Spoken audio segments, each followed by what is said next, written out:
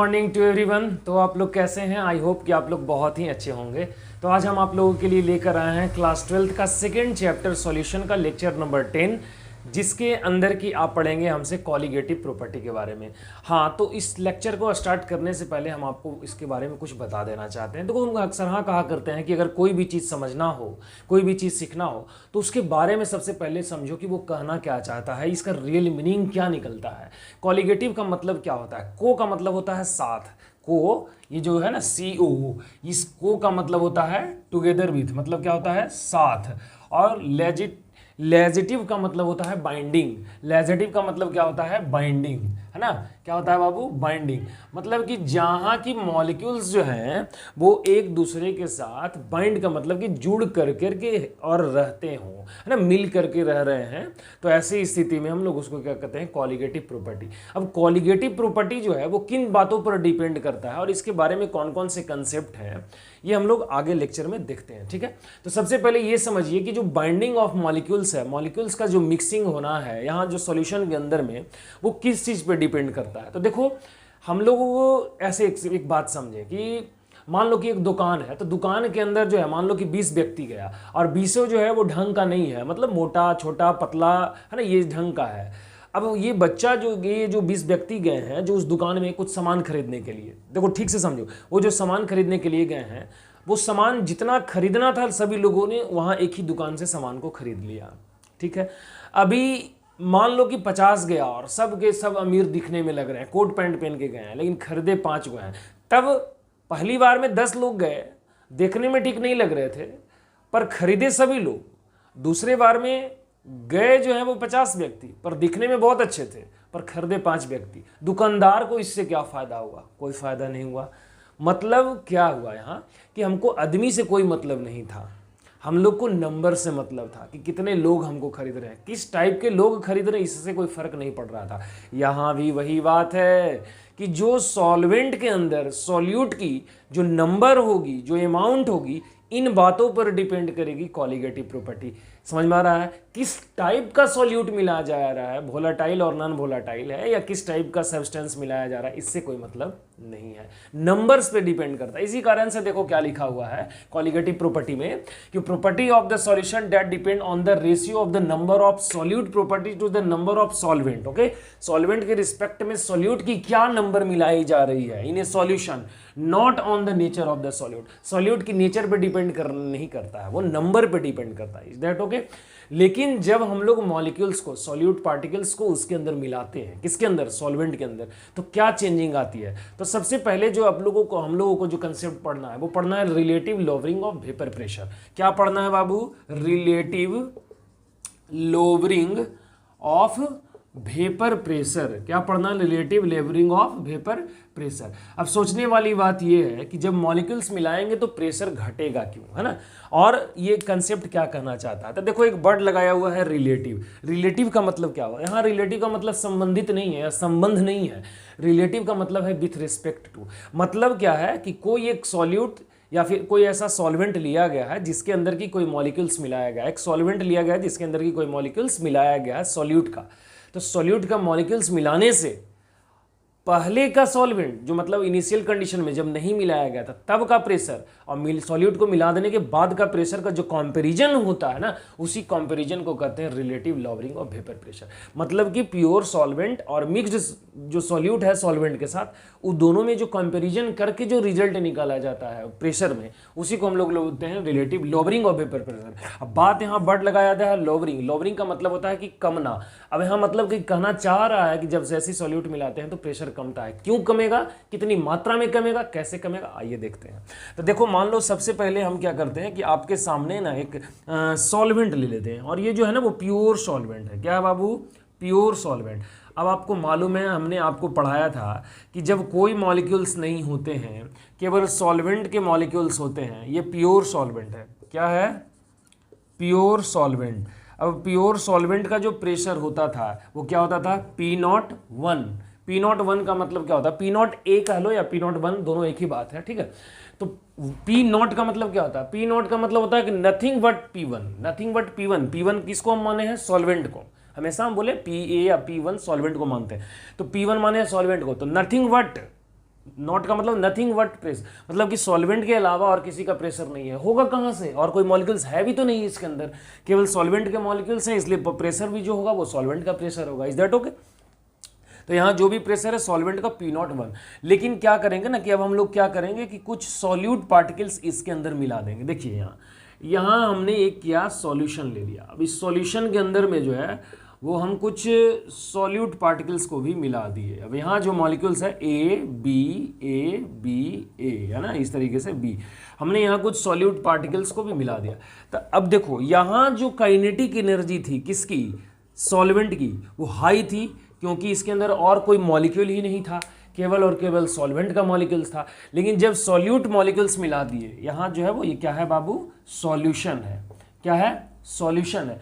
तो सॉल्यूशन के अंदर तो सॉल्यूट भी हैं और कौन सा है, सॉल्वेंट भी है। तो सॉल्यूट भी है और सॉल्वेंट है, तो दोनों के मॉलिक्यूल्स है, तो यहाँ प्रेशर भी दोनों का होगा। तो यहाँ जो प्रेशर होता है वो क्या होता है, P1 होता है। किसके लिए, सॉल्वेंट का प्रेशर। जब प्योर होता है तो P01, हम ऑलरेडी सर्वर कुछ बता चुके हैं, और जब सॉल्वेंट और सॉल्यूट के साथ रहता है कंबाइंड फॉर्म में, तो हम लोग मानते हैं उसको P1। तो यहाँ जो प्रेशर है वो P1 है, ठीक है। अब प्रेशर यहाँ डिक्रीज कर जाता है। क्यों डिक्रीज करेगा, क्योंकि जब सॉल्यूट पार्टिकल्स मिलाओगे तो सॉल्यूट पार्टिकल्स जो है वो सॉल्वेंट के साथ कंबाइंड होगा, जुड़ जाएगा। तो जुड़ने के बाद जो है वो सॉल्यूट की कंसंट्रेशन जो है वो इंक्रीज कर रही है। Concentration of solute is increases, है ना, concentration of solute is what Babu, increases, है ना, इंक्रीज कर रहा है, क्योंकि पहले नहीं था और अब सॉल्यूट मिला रहे हो तो कंसंट्रेशन को बढ़ा रहे हो, तो सॉल्वेंट की कंसंट्रेशन थोड़ा डिक्रीज हो गया, इस कारण से प्रेशर भी क्या हो जाएगा, डिक्रीज कर जाएगा। Due to which pressure is decreases, है ना, प्रेशर जो है वो डिक्रीज कर जाएगा। Is that okay? प्रेशर यहाँ पर डिक्रीज करेगा। तो हम लोगों को यही निकालना है कि कितनी मात्रा में प्रेशर डिक्रीज करेगी, ठीक है। हम लोग चेंज इन प्रेशर निकालना है, डेल P निकालना है, ठीक है, कि कितना सॉल्वेंट का प्रेशर डिक्रीज करेगा, कितना आखिर इसके अंदर प्रेशर डिक्रीज करेगा। तो हमारे पास दो कैलकुलेशन है, दो कंक्लूजन हम लोग निकालेंगे। पहला क्या निकालेंगे, वेपर प्रेशर निकालेंगे। पहला क्या निकालेंगे बाबू, वेपर प्रेशर ऑफ सॉल्वेंट, है ना, और दूसरा निकालेंगे रिलेटिव वेपर प्रेशर। क्या निकालेंगे, relative vapour pressure, vapour pressure. अब ये दोनों चीज समझ में आ रहा है या नहीं आ रहा है? वेपर प्रेशर का मतलब क्या हो रहा है, वेपर प्रेशर का मतलब हम देखो लिख दे रहे हैं, यहाँ लिख दे रहे हैं, VP का मतलब हो रहा है pressure of solvent, pressure of pure solvent, है ना, और रिलेटिव वेपर प्रेशर का मतलब क्या हो रहा है, RVPP का मतलब क्या होगा बाबू, कि with respect to other substance which mix in a solution, है ना। अब जो पुराना जो नया वाला है जो मिला करके आया है उसमें उसका क्या प्रेशर रहेगा, ये जब चेक करेंगे तो निकल के आएगा रिलेटिव वेपर प्रेशर। अब देखते हैं कि क्या कैलकुलेशन आता है और क्या हम लोग कैसे निकालेंगे, ठीक है। तो आप इसका स्क्रीनशॉट ले लीजिए सबसे पहले। चलो अब क्या करोगे, हमारे साथ बनाओ। तो सबसे पहले आप दो पिक्चर बनाओगे जिसके अंदर की एक ले लोगे सॉल्वेंट और एक ले लोगे सॉल्यूट। इस तरीके से देखो, हम लोग सबसे पहले यहां एक ले लिए सॉल्वेंट,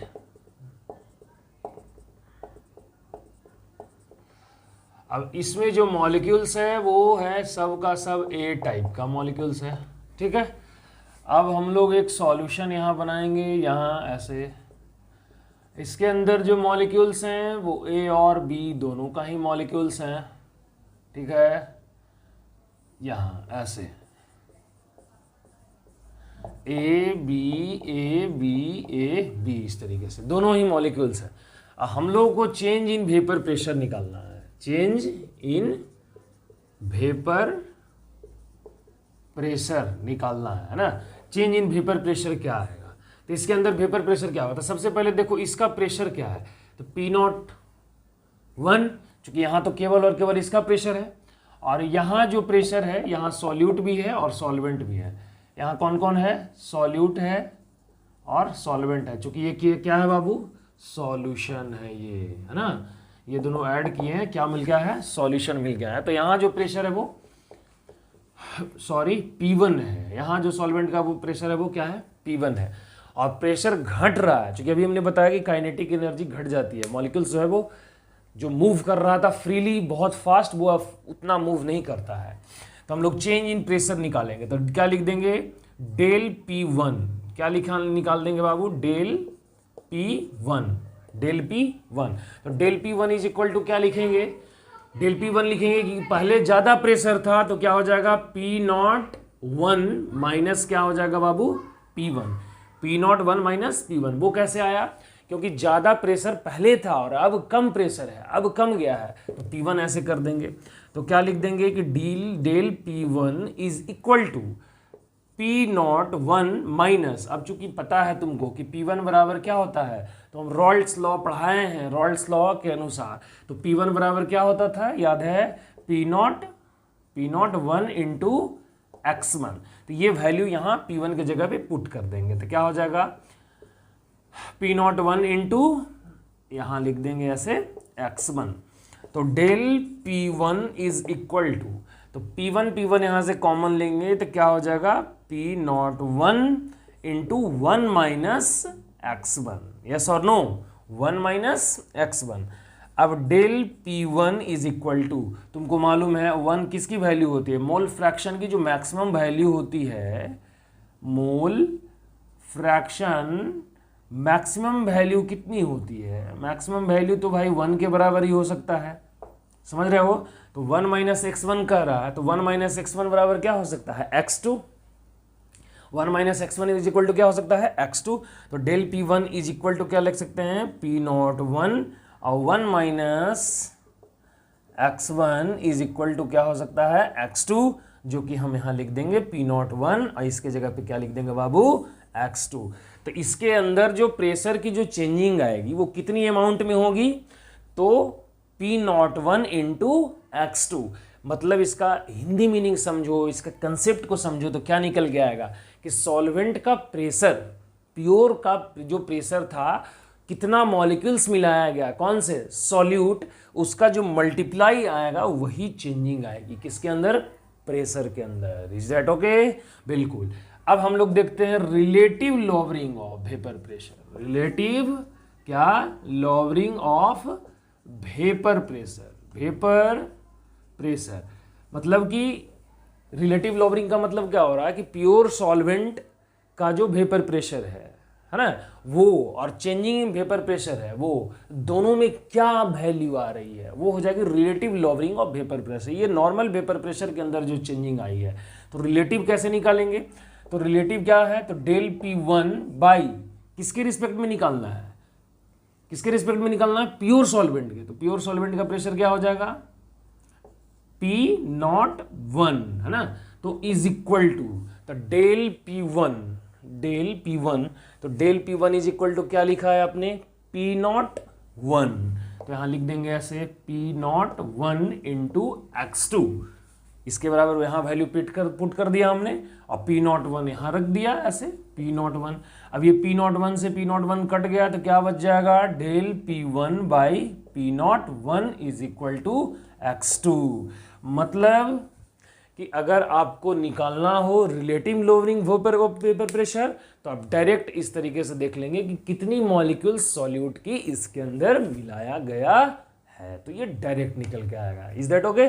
अब जैसे इसके ऊपर कुछ न्यूमेरिकल है वो हम देखते हैं, पहले आप इसका स्क्रीनशॉट ले लीजिए, ठीक है, समझ में आया ना, बिल्कुल इजी है, ऐसा कोई हार्ड नहीं कि इसके अंदर मिलाएंगे तो ऐसा कोई कंक्लूजन या कोई कन्फ्यूजन है नहीं, बिल्कुल सिंपल कंसेप्ट है। आप ये अगर रॉल्ट लॉ कंसेप्ट अगर स्ट्रांग है तो ये बिल्कुल आपको इजी वे में समझ में आ जाएगा। और रॉल्ट लॉ अगर नहीं देखे आप लेक्चर को तो जरूर देखिए, इस वीडियो के है ना डिस्क्रिप्शन में लिंक दिया हुआ है, और वो देखो तो वो ज़्यादा ही आपको क्लियर कर पाएगा कि मतलब कैसे इसको जल्दी से समझना है, ठीक है। चलिए, तो एक एग्जाम्पल हम दे रहे हैं आप लोगों को, आप वो एग्जाम्पल हमको बना के दिखाएं कि कैसे बनेगा। बहुत ही सिंपल है।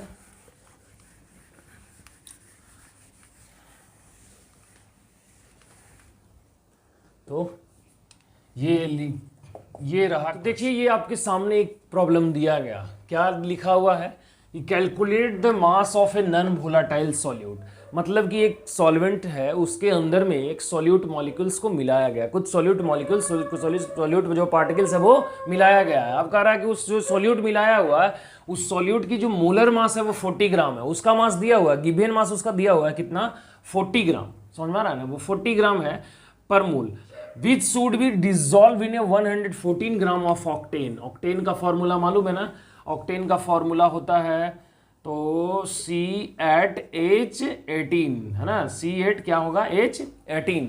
तो ऑक्टेन आपको दिया हुआ उसकी मास 114 ग्राम, जो कि रिड्यूस कर रहा है वेपर प्रेशर को कितना से, 80% से।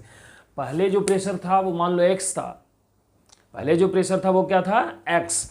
अब कर रहा है, वो जब प्योर था सॉल्वेंट, अब उसके अंदर जब सॉल्यूट मिलाया तो 80% उसको रिड्यूस कर दिया गया है। तो कह रहा है कि वो मास निकालो, कौन सा, नॉन वोलेटाइल सॉल्यूट जो है उसका, ठीक है ना। तो कैसे निकालेंगे, तो देखो सबसे पहले इसके अंदर निकालो, तो अगर उसका मास निकालना है तो जाहिर सी बात है मोल फ्रैक्शन पहले निकालना होगा, तब मोल से मोल मास निकालोगे, मोलर मास। तो एक काम करते हैं कि सबसे पहले एकदम शुरू मतलब बेसिक चीज़ें चलते हैं, सबसे पहले वेपर प्रेशर से निकालते हैं, change in vapour pressure relative से। तो आपको पता है डेल P1 मालूम है ना, del P1 is upon P01 is equal to क्या होता है, P01 minus P1 divided by क्या, P01। ये चीज़ मालूम है ना, ये तो ऐसे लिख देंगे, डेल P1 बराबर, ये तो तुमको मालूम है, डेल P1 बराबर क्या होगा, P01 माइनस P1, और ये तो वैसे ही वैसे हमने रख दिया। अब देखो क्या कह रहा है, del P1 is equal to P01 is equal to, अब यहाँ है P01 माइनस P1, तो वो P1 आपको कितना से वो कमा दे रहा है, 80% से कमा दे रहा है, 80%। तो हम लोग यहाँ क्या लिख देंगे, 0.8 P01 डिवाइडेड बाई क्या हो जाएगा, P01, ऐसे लिख सकते हैं, 0.8 P01, P1 is equal to लिख सकते हैं ना, 0.8 इंटू P01 बाई P01।